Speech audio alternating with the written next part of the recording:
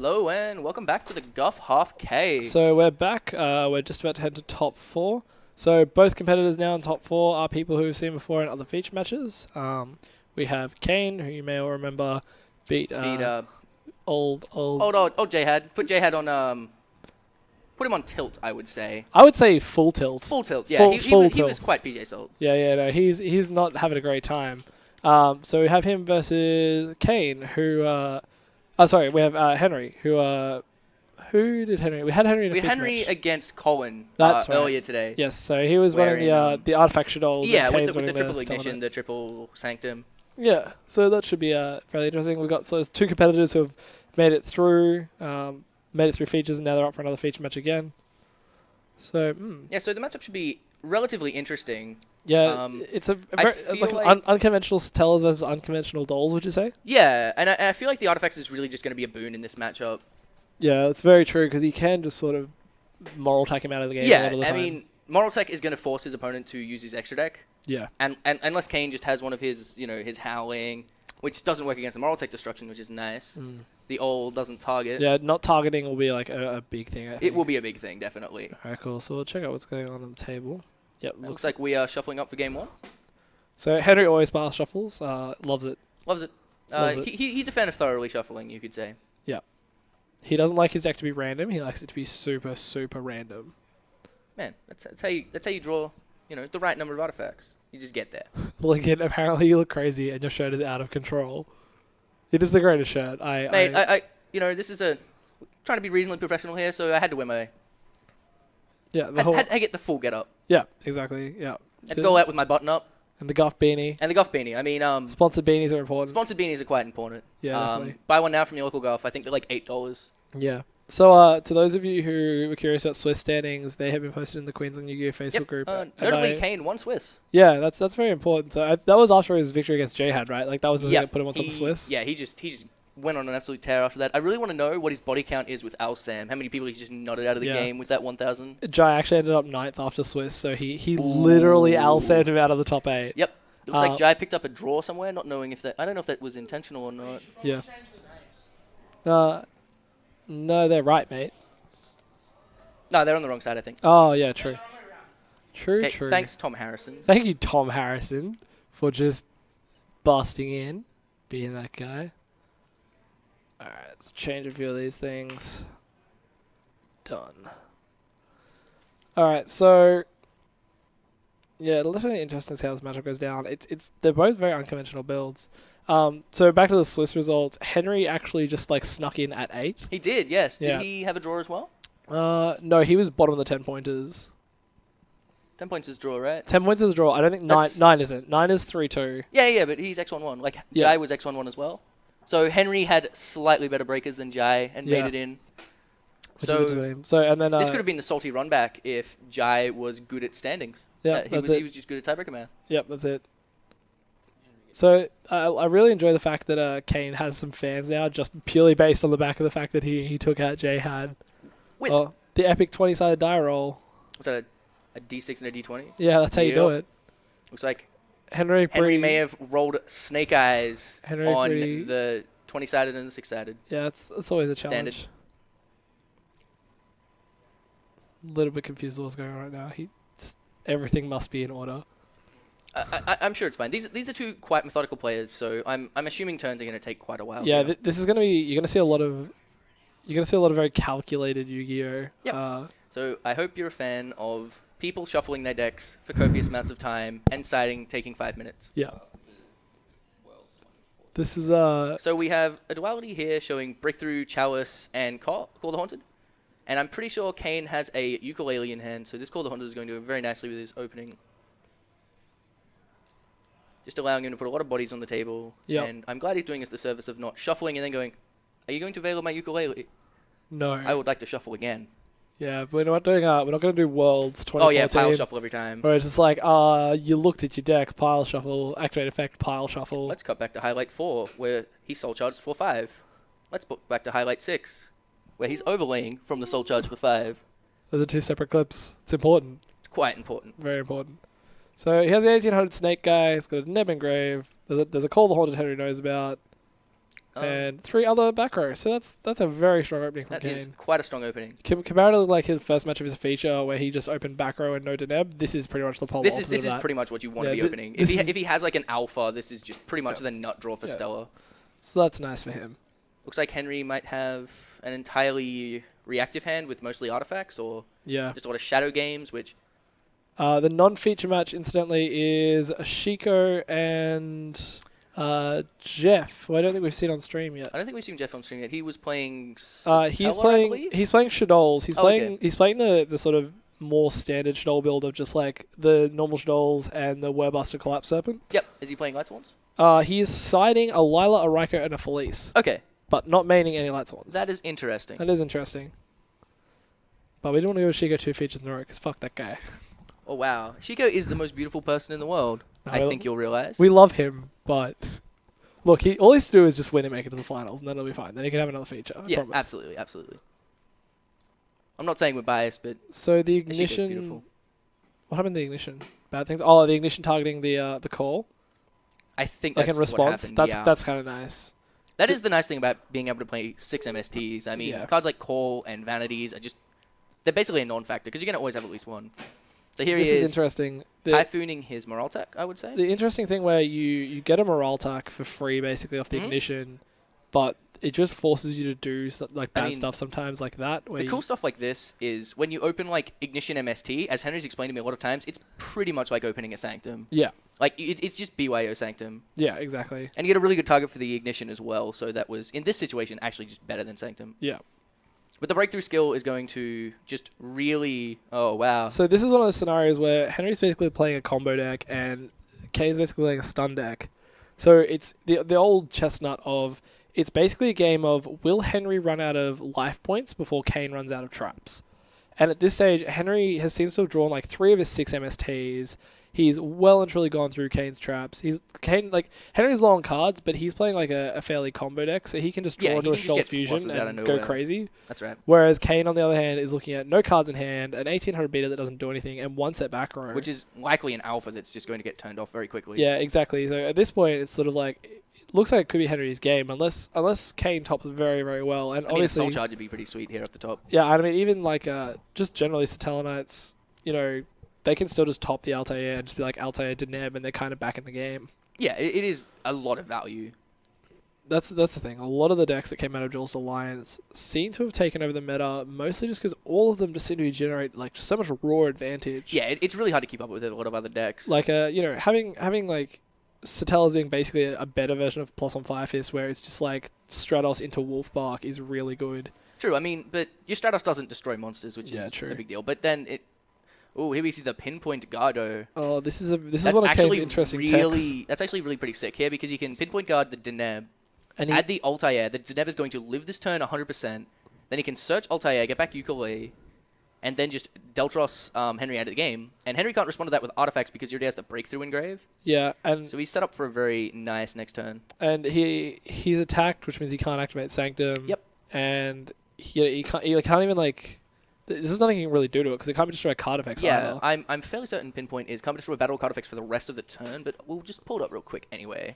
So this is one of the Kane's techs. He's main decking 2 Pinpoint Guard, and we didn't see it in this feature, obviously, he just didn't get that far, but... Yeah, so it's anytime your opponent declares an attack, it doesn't have to be a direct attack, which is kind of nice as well. I didn't know that. I thought it had to be direct.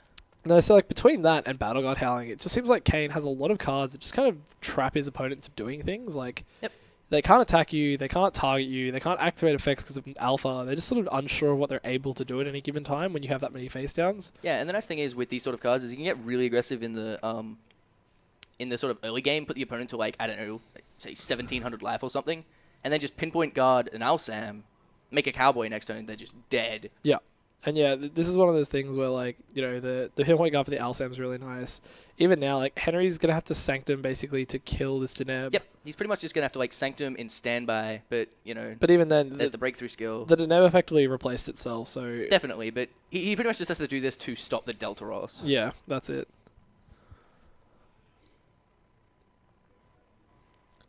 Which is interesting. I feel like it might have been better to wait just a little bit, but... Oh, did... Kane just not summon the Altair? That's interesting. I feel like Kane's waiting for the Deneb to die so he can get real value off that Altair. That does make some sense. Like, I mean, if He maybe just doesn't want to take that aggressive of a line. he can make the Deltros, which is nice, but if Henry had a warning set, he just straight loses at that point. That is he, very He ends true. up with 2 back row no monsters. And Henry does play warning and probably has it. Yeah, of course he has it. How could he not have it? Standard Mickey B. In saying that, though, the Hamster's in a really good position here to just stack up his Model Tex into a Pleiades Yeah, and really just tempo Kane out of the game. that's it. And again, it's really the whole deal of Kane is looking very, very light on back row, which means that if Henry decides to just, like, if Henry draws, like, a Shoal Fusion or, like, some way to combo out and, like, just put a bunch of dudes on the board, Kane really isn't going to be able to come back from that. Absolutely. I mean, there's only so much you can do with, like, 1 rank 4 every turn for 3 turns. Yeah, exactly. Especially when it said rank 4 can't attack. Yep, only goes ups to go for Durandal. Yeah. So that's actually pretty excellent here. He could possibly just reset his hand, try and draw into some really good traps. Or at the same time, if he has brick draw on those artifacts, he Yeah, can just force his opponent. Definitely. And basically even to if do it's like a things. Shadow Games or Yeah. a fusion he can't really get value with now. I mean, Durandal here is just Solemn Judgment. Yeah, exactly. It's doing a nice little giant hand impression of just slowing the opponent down enough to, you can just kind of like, stop the Wolf Bark and just attack over it and get enough tempo and damage in to just beat him like that. Especially relevant when, like, Kane's entire plan was summon out, like, oh man, I'm going to summon this out here, the Deneb's going to come back and it's going to be all sweet. Yep. And then it's just like, no, it's really not. There's a Durandal on the field. So End-Phase MST Henry said he seems to really... End-Phase Typhoon thinking. He seems to really, really want that. Yeah, I think he might be quite flustered about that. Yep, there's the Shadow Games. Shadow Games, yeah. That's really unfortunate for Henry. That just would have gone, like Lizard Falco and just putting a lot more bodies on the table. So I imagine he's going to Durandal this effect. And he has the breakthrough skill, so that's rather good. Yep, so now he does get to make that Deneb play he wanted to make, and he can go for Castel as well and shuffle back to Durandal and leaves Henry. He does play Arc, right? I believe so, yes. He plays 2 on Arc, 2 Castel, so Yeah, he has plenty of ways to get rid of this Durandal. He certainly wants to rank 4 into remove your guy. Yeah, and then at that point Henry has, like, the 1 card in hand, the 2 set. Kane's got his, like, Wolfbark thing going on, so that's kind of nice. Oh, I'm a big fan of the Wolfbark Stratos Wolfbark. Yeah. It's a nice little loop. Yeah, definitely. Especially if you can get a Deltaros in there somewhere, it just makes it a little bit better. It almost feels like you could just make a deck where you run the 5 Denebs and 3 Altairs and just none of the other guys. It would essentially be the Trap Tricks engine, except instead of searching a trap hole and then just hoping you top the search Dionia, Dionia. you just straight search the Dionia Yeah. clone. Like, Which is probably just much worse, honestly. it's all rotorable. They're all light. They're just one of those archetypes you look at and they're like, okay, they're level 4 light warriors that search themselves. And you're like, yep. This is always going to be a deck, probably. That's it. Unless they just ban everything Yeah, relevant in it. if they're level 3, like, wind fiends, you'd be like, okay, cool, well, there's 0 support for any of that. Yep. But another good example of Konami just printing archetypes that are going to be good.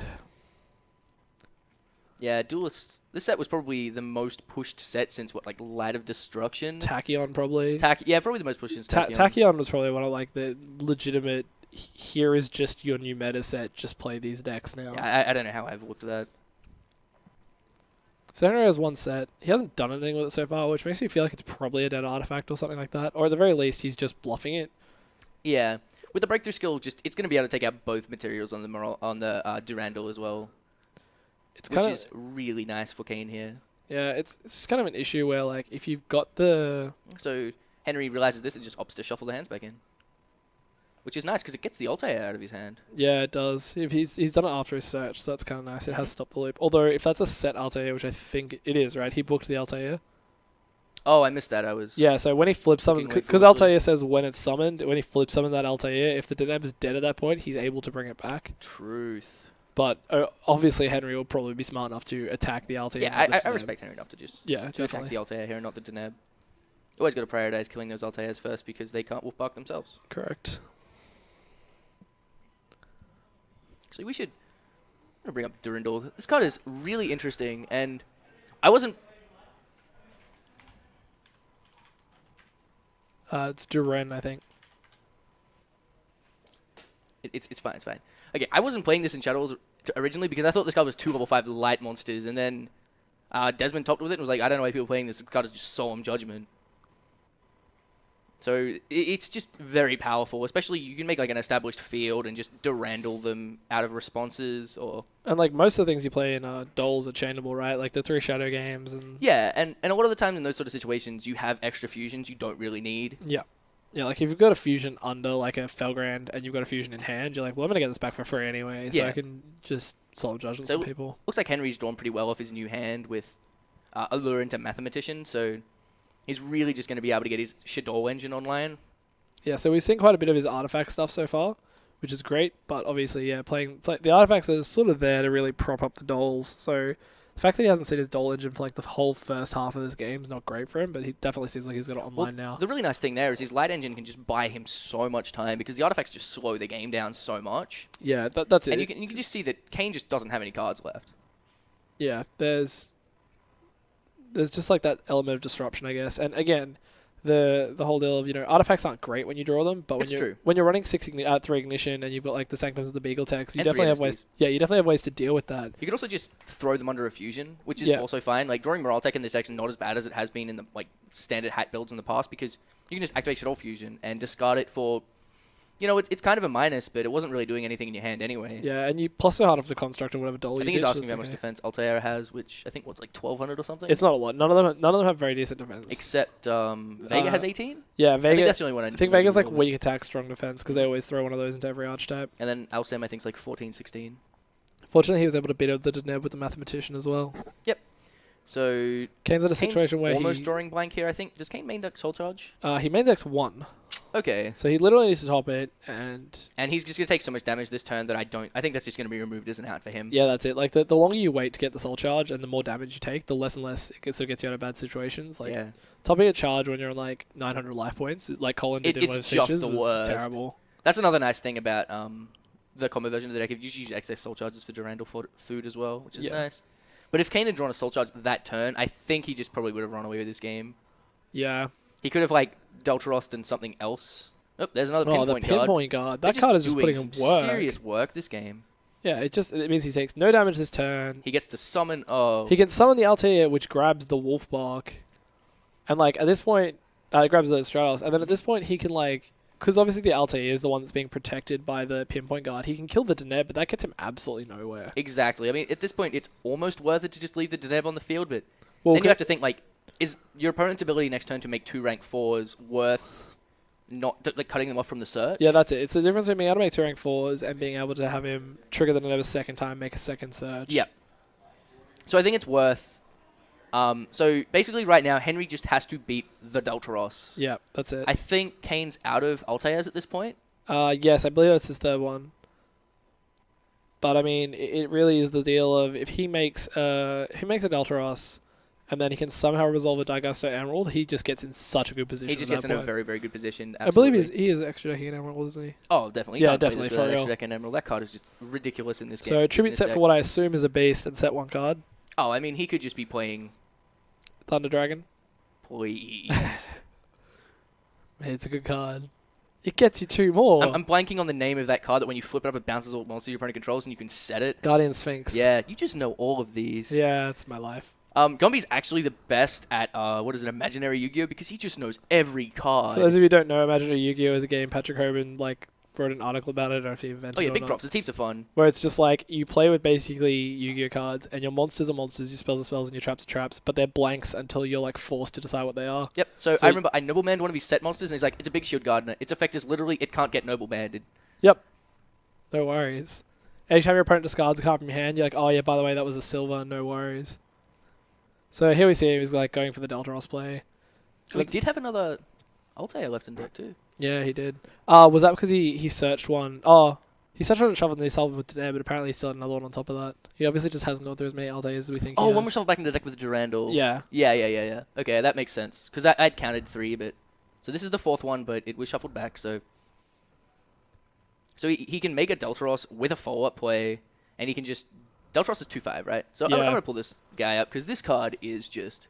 If you can get to Deltaros, it just does some real work.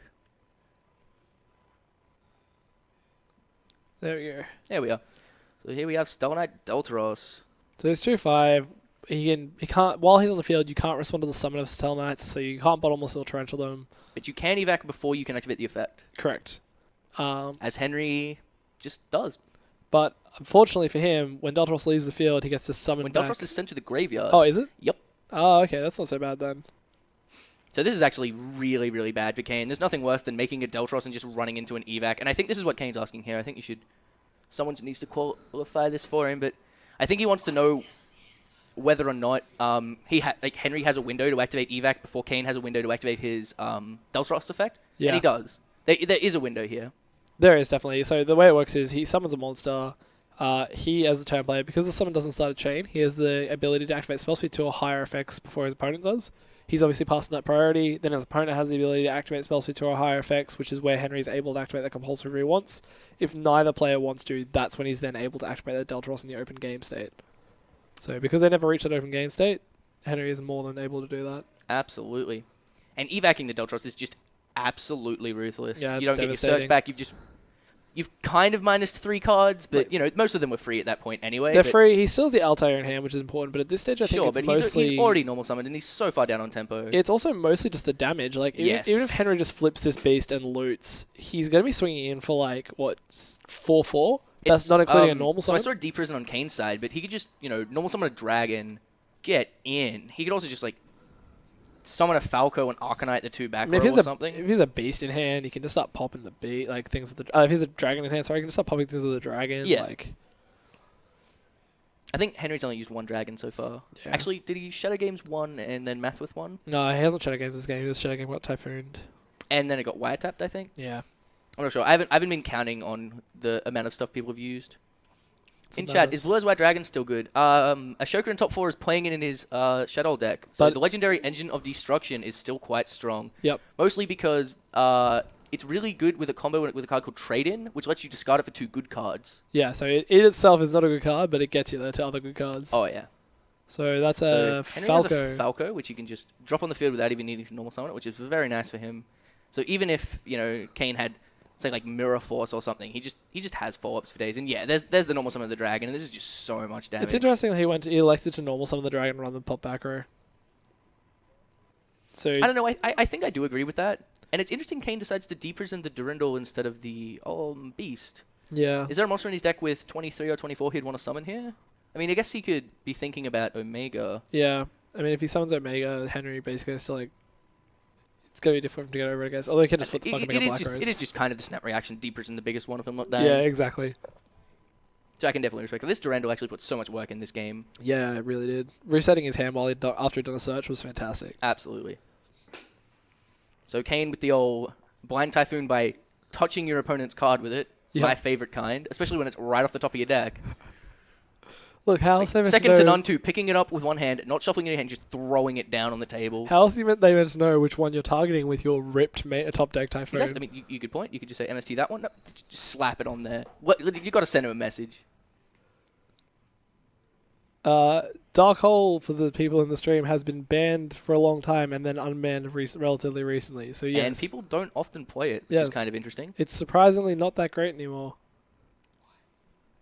Well, it's surprisingly not that great, mostly because, Shadows is pretty much the deck that everyone's playing, and all of their monsters just trigger their effects when you Dark Hold them. Winder can't be destroyed by card effects. All the Tellarknight monsters get their effects on summoned, so they're all kind of free in that regard. And Burning Abyss, they just get plus city if you send them to the grave. They're all just, pretty much every deck right now is just the float deck. It's interesting, back in the day, old school Yu-Gi-Oh!, having a card destroyed by battle was pretty much the only way it happened. So you had plenty of cards that said couldn't be destroyed by battle, and they were pretty much invincible. Then card effects became a thing. Then there were cards that say can't be destroyed by card effects. And then it was suddenly, I'm just gonna put you under my monster, or I'm gonna spin you. And then the new version of that became can't be targeted, and then now the new version is unaffected by, which is just as the card effects go more brutal, the immunity has to become more brutal as well. It's very true. You look at cards that say, like Leo Drake that say can't be targeted by a card effect, and then people just laugh at you and say, oh yeah, my morale attack just doesn't target, because of course it doesn't. Rip, Leo, rip. So I think Kane is basically just thinking through what rank 4 Xe gets him out of this situation. And I'm not sure there actually is one. With the set Falco, the 2/2 monster and the 19 monster, I just don't see it. Is he behind so we can just Exciting Knight? Yeah, but Exciting Knight's okay, but he loses his back row. Oh, he's chalicing in response to the chalice. He's going to Exciting Knight. That makes sense. But even then, Henry's going to summon back that Falco. He's going to draw off the beast. like, he still gets quite a bit of value out of that. So if he's activating the Chalice and in response Excitinating, does Chalice still count as a card you control? Yes. Okay, that's interesting. Did that matter here? No, he had 3 cards and Henry had 4, so it's still okay. I still think it's fine. So he's going to reset the Falco, which is then going to get attacked. Yeah, but he still gets a draw off it. So I'm going to do our main man, Scotty Jones. You can attack with Excitinate and attack on the turn. They just don't take damage. Yes. Although, did he Altair for that Excite on Night? I think he did. No, you should probably wheel back the game state. This is still repairable. Okay, so while Gumby starts doing this... Okay, so while we get this game state worked out, because this is actually huge. We good? Excellent. Yeah, that Altair is actually really easy to miss sometimes, where you're just not thinking about it. Yeah, it's one of those things where like quite a few of the Satalamites actually have quite a few restrictions on them. A card that people weren't playing that they are now.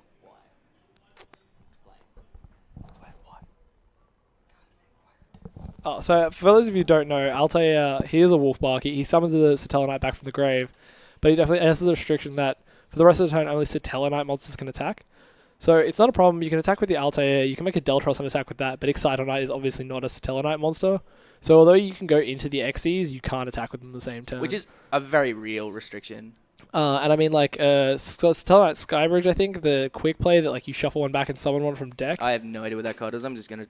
Yeah, I'm going to pull that card people text up real quick. play it initially as like a way to sort of dodge effects. Like if someone tries to bottomless hit Neb, you can like... Is this like a... the Shixam card that does a similar thing? Yeah, pretty much. So it says like while that monster is on the face-up field, you can't special summon monsters except Tellarknight monsters. So if you tried to do that and then go for an Xyz, you couldn't.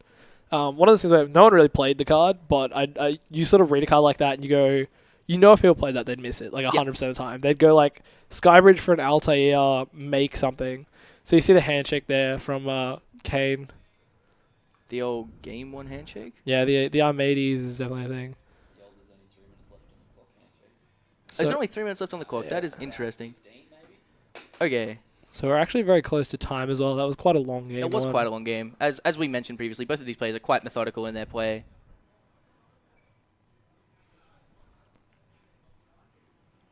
Now we get exciting. So that should comfortably take up the last 10 minutes in the round. I think we might begin this round in time. So we may as well have we'll have a quick talk at Henry's side in this matchup. So his side deck is a Thunder King, a Defusion, a Mind Control, 3 Super Polymerization, 2 Vanities, 2 Malevolent Catastrophe, 2 Wiretap, and 3 Dimensional Prison. So he's got a very reasonable cards for this matchup in Mind Control, Super Poly, and Wiretap. I mean, there's nothing quite as fine as Wiretapping as a Telenova Alpha because they just minus so very hard. Your play still resolves. Even the Malcats could be really good as well. Oh, the Malcats could definitely be very good. They trigger all of these artifacts, which is nice. Yeah, they just blow out all the back row, but... That is actually super cute that if he swings and has an artifact set, he can just blow him out. Yeah, so I think I'll put up Malevolent Catastrophe because this card definitely is worth discussion. And you see this card from time to time in sideboards, but it's especially good when you're playing artifacts in your deck. I mean, that's where the original like sort of artifact deck hype was, right? Yeah, it was just play every... Jam all the artifacts in Malevolent Catastrophe. Yeah, and just hope they attack you. Yep. So it's just Heavy Storm when your opponent declares an attack. Yeah. For mana, how did Henry cheat? Please explain. But yeah, the Malcat's definitely good, especially against that the whole set 4-pass thing. It just absolutely. I mean, it's very possible Kane is just going to get absolutely browned by this card. Yeah. But Henry just sets like Moral, Malevolent, and Kane just attacks in with whatever and just gets Malevolented. Yeah. At the same time, he's maining 2 Wiretap, and he has the 3 Alpha as well, so he definitely has a bunch of cards. He has a lot of outs to the card, sure, but yeah. Would you keep Wiretap in against Shadows? I don't know. It's the whole double bluff thing of like, do you keep in MST against Monarchs in game 2? Because there's every chance they're just about to turn around and cite a bunch of floodgates. It's true. But at the same time, if they don't, you're running a dead card in game 2 like you were in game 1. I think against Henry it's reasonable because he's 100% gonna keep Sanctums in the deck because that card is just insane value. Yeah. So I think Wiretaps against Henry's like more control trap version of the deck is like very decent. Yeah. But against someone, more like the Desmond Johnson Hoban build that just plays the 6 traps, the emptinesses, and the shadow games, Wiretap's a card you would rather just be something impactful. I guess we have the we have the advantage of being able to look at their list and go, oh yeah, he plays this many traps. That's true. Quite often if you play a game against someone, you're just kind of like, well, they're running some traps. Like, I don't know if they saw every trap in their deck or if their deck's just full of traps. That is a very real point. Yeah. I mean, they could just be playing like evac warning and bottomless, and that might have been enough for you to lose, and you think they're a trap heavy deck. I'm actually really interested to see if Kane makes the same play he made in his feature match against Jai, which is siding in that Battle Guard rage. That will be something Henry interesting. Doesn't side Stygian Dirge, does he? No. The Floodgates he sides are just vanities. So even the vanities isn't so bad, although it does have the unfortunate disadvantage of if you Battle Guard rage and swing over a monster while he has a vanities on the field, it won't turn the vanities off. But then Henry's sort of locked under his own vanities then too, which can be really nice. You know, Kane can just make Henry's vanities do the work for him. I seem to remember, like, back in Dragon format, there was the discussion of, like, trap stun being better than MST against vanities, because you could trap stun the vanities, go off on your own turn, and then on your opponent's turn, their own vanities is now locking them out from breaking your board. Yeah. It was also better when you had your own vanities too. Because you would just stun them with your vanities, and the vanities would just follow them to the next turn, which would just get them. Yeah, unfortunately we don't have a sub button for this Twitch channel. Yeah. You just have to... But you should definitely give us a follow. Yeah, for real. And like Guff on Facebook and buy our beanies. The beanies are really nice, actually. We have no vested interest in the purchase of the beanies. We see none of the profit. We're in it purely for the head warmth and comfort. Most definitely. I believe how I was explained to me, if you want to stay warm and look cool, you should buy a Guff beanie at your local Guff. Yes, that is definitely correct. Please support us. We run cool tournaments. Because really, what else are you meant to wear with your Guff hoodie while you play on your Guff mat? Mate, you're not doing it right unless you're full Guffing it. No, you gotta Guff it. So, see Henry opening with the Foolish Hedgehog Search Falcon? Yeah, so I think what he's really wanting to do is just get C Fusion as fast as possible. Yeah. Which is... Oh, and Henry just natty has the turn 1 Rayo, which is pretty much... can just spell game against Satella. So the Ryo, relevant for a few reasons, stops the surge, so it completely cuts off that Deneb. 1900 strong, so none of the main deck ones beat over it, and if he does try and Exceed to get out of it, he's able to just Blackhorn his Exceed. I'm gonna just pull this beautiful guy up right here. Although interestingly, you can't Blackhorn the Deltaros, which is like kind of nice, but that's at the same time assuming you just have the 3 monsters. I mean, Papa Thunder King, limited for a reason. Yeah, definitely one of the better stun cards in the game. Back in the day, just running like decks that were back row, 3 Thunder King, 3 Doom Cali, and a couple of Fossil Diners, and just deciding to rock up to a tournament and make sure that no one played any Yu-Gi-Oh. Yep. I remember I was playing Agents for a while, and that deck was just Thunder King the Experience featuring Master Hyperion. Yep. There is no Guff on the Gold Coast, unfortunately. There is one in Brisbane. Oh, is there one on the Gold Coast? I feel like there's not. I actually have no idea. I believe our Please Hold for the Next Round screen has all of the Guff locations so on it. If you stick around for fun times... Hey, Ben, is there any more Guffs in Queensland? There are no Guffs in Queensland. So just the Brisbane one in Queensland? Yeah, that's okay. it. You see it in the pre-game. Yeah. Yeah, I mentioned that. There's basically one in every state, right? Yeah, no New South Wales, but you never know. That's interesting. Yeah. Why not New South Wales? I don't know. So we're seeing the Ignition MST play, which as Henry said is basically just a Sanctum, and it means he's popping that on a Kunlai. The match is 1-1, by the way. The other match is at 1-1? Alright. And again, Kane opened that on a Kunlai set 4 play, which is really nice from him, especially if he has the call. Yep, but Henry just has, Faux Sanctum plus Thunder King, which is, I'm going to go ahead and say pretty much ideal. I think the only thing that could have been better is if he maybe had, like, a Winder on the field as well. And it's just nice to know that, like, the majority of Kane's traps are very powerful if he has a Satellarknight. Yep. So because he has a lot of Battle Guard Rage, Battle Guard Howling, Satellarknight Alpha. Yeah, so if he can't pump his monster or have it targeted, he basically just sits there on bricks. And Henry can just beat in for 4k a turn, which literally puts him on a 2-turn clock. Yep, just a 2-turn clock here unless Kane has a Dimensional Prison or... I'm going to have a quick look at his... see, there you go. He's just putting even more damage on the table. Is that the normal summon dragon? That is in fact the normal summon dragon. Just the 5/9 damage. Straight up. Does Kane play Torrential? Doesn't look like he plays Torrential. No, he which does is, not. Good decision. I mean, it's not as great as it used to be. I mean, it's one of those things where your normal reaction would be don't play Torrential because dolls are a thing, but then you look at Henry's build and he hasn't summoned a Winder yet. That's true. Like he just hasn't fusioned. No, he's which honestly... can be really strong against the Tellarknights. Yeah, like sometimes. Satella Knights especially, most of the time it's just summon dragon and swing them. It's 19 strong. I think he's breakthroughing the Thunder King. He's breakthroughing the Thunder King in response to the Call Haunted, and then he can't warning that, right? That's Chainlink 2. He can warning the... If the breakthrough was Chainlink 2, he yeah, can't wait up. warning, right? Alright, so we're just going to go stop our... make sure our game state is correct.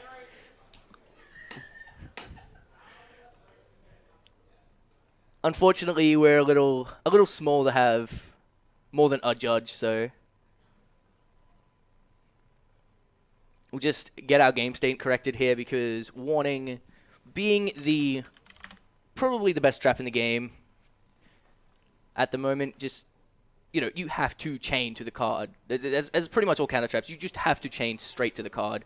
And if you let Kane activate, like, if Kane goes, activate Call the Haunted, would you like to respond? No. I would like to breakthrough skill your Thunder King response. So, I mean, at that point, he's past the opportunity to be able to warn so him. effectively what happened there was Kane just flipped the call and the breakthrough skill at effectively the same time. Oh, okay. And so See, that's completely different. Yeah, so Henry had the warning set, and he's like, yo, I wanted to respond to that. Yeah, I wanted to warn your call, but then obviously Kane, for some reason, thought the breakthrough skill still happened, which obviously it can't because being Spell 2 can't change the warning. Yeah, we aren't Magic where you can go activate a card, hold priority, activate another card. Which is something to really consider when you're playing through back row, that you should definitely go like, do you have a respond to this? Yeah. Which was, important in the past when you would activate Heavy Storm just to flip the Starlight Road. Yeah. I mean, you just get Typhooned or something and just lose all your back row. So, it's one of those things where most players in Yu-Gi-Oh! Take shortcuts when they play, but quite often, yeah, that can lead to bad situations. Like, effectively, you only want to take shortcuts if you're 100% sure you know what you're doing. And it basically breaks down to, if you get a judge call and you say, oh, well, neither of us were playing properly and then this thing happened, you'll find no sympathy, effectively. Absolutely not. Judges aren't the most sympathetic people in the world. Can't be. It's just not okay. You can't have people who like, no one's going to declare phases, everyone's just going to tap monsters forward to attack, and then complain that I tapped my monster and he thought that meant I was attacking, but I wasn't. Yep. If you've been doing that the entire game, effectively. It's So very important to be articulate with what you're doing in the game. Was that a pinpoint guard breakthrough skill? I think so, but I think what Henry may have said was, you resolve pinpoint guard, so you can't just break through skill my Thunder King, because the Deneb effect can't activate, right? I believe it would still trigger because it's mandatory, even if there's a Thunder King on the field. In saying that, though, I mean, it's not something we can go and change back for, because Kane, it's not. Is Deneb mandatory? Are you sure? Yeah, none of them can miss timing. Oh, I'm pretty sure they're all if you can, right? Yeah. Yeah, you can. So it's not like we can go back and say you have to search with this card. No, it's more like I believe it activates anyway, so technically that play was legal. But okay. Yeah, we can't police the game set this much. They've just got to... I'm happy to fix mistakes where you literally couldn't do something, but if players are just going to miss things... So yeah, we're going to talk on shortcuts. Just shortcuts again there. He just went, pinpoint guard, summon the guy, and breakthrough skill. I'm not sure if it triggers. I'm going to go with you because you're actually the certified judge man. I feel like, I feel like it would trigger. It's the big difference between, with cards like Thunder King where you can't add something, you're not allowed to, manually activate a spell card from your hand that says add a card, because you can't activate a card that can't resolve. But for a triggered effect, most triggered effects will trigger and then just resolve without effect if a card prevents them from doing so. Okay, that makes sense. So, I believe, if a Mystic Tomato goes to the grave, or maybe not Mystic Tomato. Yeah, most cards still activate even if they can't resolve. Cards will still activate on a skill drain and stuff like that, even though their effects are negated. But yeah, this Thunder King is just putting in massive work. It's pretty much just stolen the game on its own. It's just forced Kane as it's been known to do it a lot of times in the past. The old Thunder King set 3, the old Thunder King set 4. That's the game there. That is the game there. Henry just... So Henry pretty moves forward to the finals. Pretty convincingly. Yeah, and Kane, our Swiss winner, is unfortunately knocked out. So next round do we have an update on our other match? They were at 1-1 before. So the other match we're going to was at see 1-1. whether it is, what was it? It'll either be Jeffrey and Chan or Ashiko? Ashiko. So it could be a Henry McBreedy versus Ashiko final, which would be pretty exciting. That'd be pretty hype, honestly. Yeah, that Thunder King definitely put in some work. That's why you cited it. It just forced him to use he effectively forced him to use those 2 breakthroughs just to get through a search. So you're you're trying to neg just a plus basically. It just means instead of getting it 1 card ahead, you get 1 card break even just to get your engine online. Yeah. And then your opponent having a response to that is just devastating. I mean, if he had used the breakthrough skill, you can shut off the Thunder King twice, which is nice, but it just wasn't in a game state where he had enough time to do that because Henry was just beating FaZe with 2 19s and a 21. Like, Yeah, that's it. It just gets you there. Yeah. Again, it's anytime you have a combo deck versus a stun deck, it's always going to be a question of, are you going to run out of traps before I run out of life points? And in this case, Kane just had no traps. Like his traps were only there to try and get his monster engine online. They weren't actually relevant traps in stopping his FaZe getting beaten in. So he just ran out of life points before Henry ran out of. Yeah, and that's what it came down to. Especially since Henry just, for most of the game, stopped Kane having a monster on the field. So half of Kane's traps just didn't work anyway. We are calling Ashoka Ashiko because that is his name. That is his name. The great Jono Rizu decreed that is his name. Yeah, Jono Rizu said that he's Ashiko, so he is. And yes, there is a Yu-Gi-Oh! PC game which can be played online against others. It is called Dueling Network. Unfortunately, it basically doesn't do the thing the video games do, where like you only lets you activate cards you're actually legally able to activate. Yep. It's more like playing on a kitchen table where you can just physically put cards on the board even if you shouldn't be able to. Yeah, so that's the nice thing about Deanna is it gives you a quasi-real card experience because you have to talk to your opponent, communicate with what you're doing. Yeah, You know, if your opponent doesn't know a ruling, you have to correct it for them. And then unlike in a real event where you can get a judge in 2 minutes, you get a judge in 45 minutes. But it just means that like you can't make plays based on like, well, this card is like color gold and highlighted, so obviously I can play this card right now, so I'm going to. And you don't have the thing of, oh, I attacked and he paused for 2 more seconds, so I know he has a response to this. Yeah, but yeah, it does have the unfortunate thing of if you're quite new to the game, or even if you're versing someone who's quite new to the game, you won't know what's going on, and people who are trying to seriously test will be quite frustrated with you when you make plays that are completely correct. Especially after a rating reset. Especially after a rating reset. Which is why there's also, what's it called, DevPro? DevPro is quite literally the video games. Yep. It's not so much online, it's more of like a program, like it's an app sort of thing on your computer. And yeah, it does do the video game thing of like, you can activate an MST now if you would like to. Please activate MST. So yeah, he did cite in the Shadow Prison Mirror and the Battleguard Rages. I mean, Sim's a given, but Rage is interesting. I kind of liked his logic to the Rage when he came on stream earlier, which is just, it makes my monsters really big so I don't have to use the extra deck. Yeah. And if he does fuse, I can just put it back. I can put Winder back to the hand. Yeah. Well, Construct will go back as well, right? Because most of his monsters... Does it still work if they crash? Yeah, true. I guess he'd have to have a guy who's bigger. Which just, he won't if it's... Yeah, if it's the one of the little... I say it's the old double Rage, which was my favorite play in the pre-release. Yeah, the pre-release double Rage was pretty much the deal.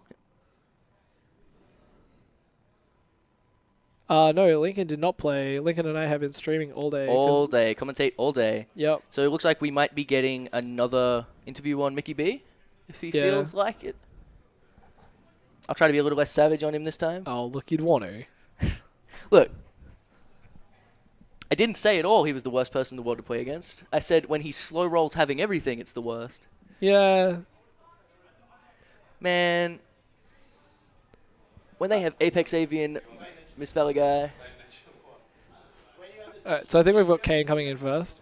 We got Kane coming in. Yep. All right, would you like to do the interview, or did you do the last one? I'm blanking here. I don't remember. I'll do Henry. Okay, we'll swap. sounds good.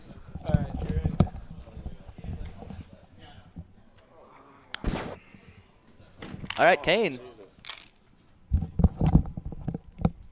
Just get on over to our caster cam so you can see the lovely Guff beanie, which you should purchase from your local Guff.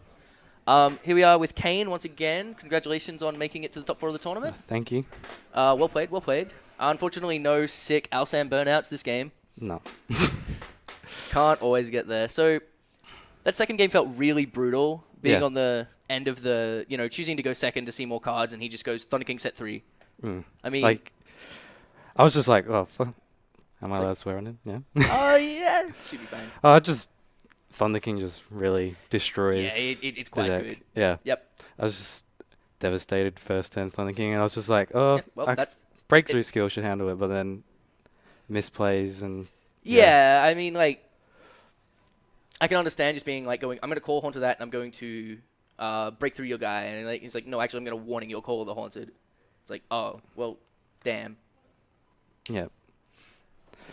I mean, it does make sense. I mean, sometimes you just don't expect them to have like a counter trap that can just make your shortcut not work properly, and then you're giving them a little bit of extra information, so they're saying, no, I actually wanted to respond to that, even when if they didn't know what your second card was, they might not have. Yeah. It was like, I don't know. I just read an article about Pat Hoban about takebacks. Oh, really? Yeah. And what did he say on the takebacks? I shouldn't have taken that back. I don't know. I feel too nice of a guy to be a dick. Oh, absolutely, absolutely. But yeah, sort of. He had answers both games, really. He like game one, he had all the artifacts he needed, and then even if he asked me if I was going to activate a card in the end phase where I Call of the Hornet and he ignitioned it. I was like, yeah. But then he had an answer if I didn't do that anyway. Yeah, and I was just it like, makes sense.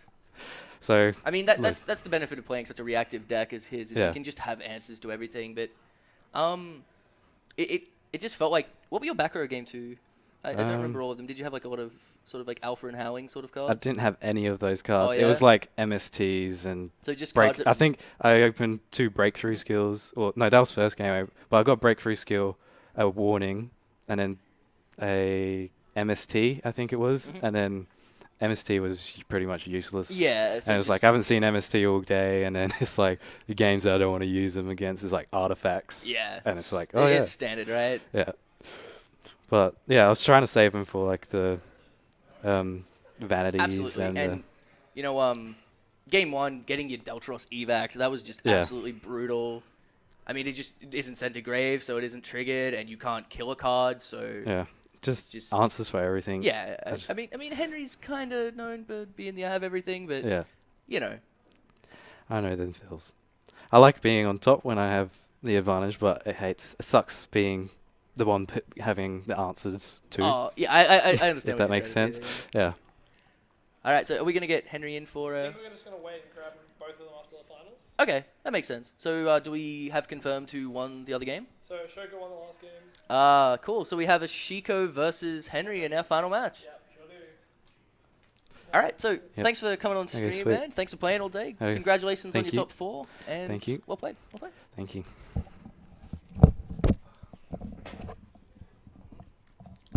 All right, we taking a break, or are we just gonna? All right. So I think we might take a short break just while we get the finals set up. And it'll be a Shiko versus Henry for the finals for the Guff half K. $500. Oh yes. All right, guys, enjoy your chipping tunes. We will be back shortly.